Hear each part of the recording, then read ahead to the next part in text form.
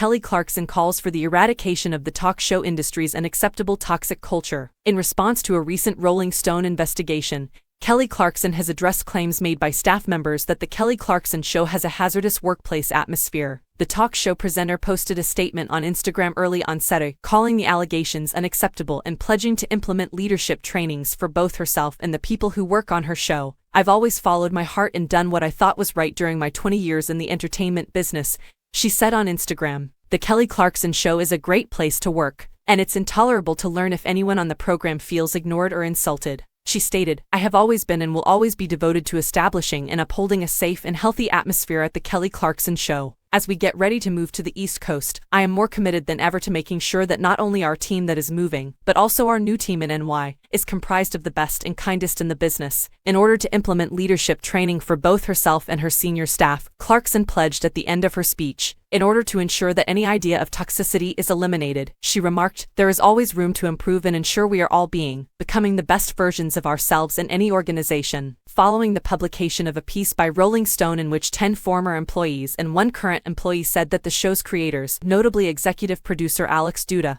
had made working for the NBC talk show a misery, Clarkson made the following statement. One former worker said that her mental health had suffered because of her job. Another remarked, "I was discouraged from ever wanting to work during the day again. When I say that I was traumatized, I really was traumatized." Requests for comment on the initial story from Rolling Stone were not answered by Duda. One worker claimed to Rolling Stone that the show's production manager verbally abused them and that other workers avoided him like the plague. "He would speak in a way that you're not supposed to in a professional environment.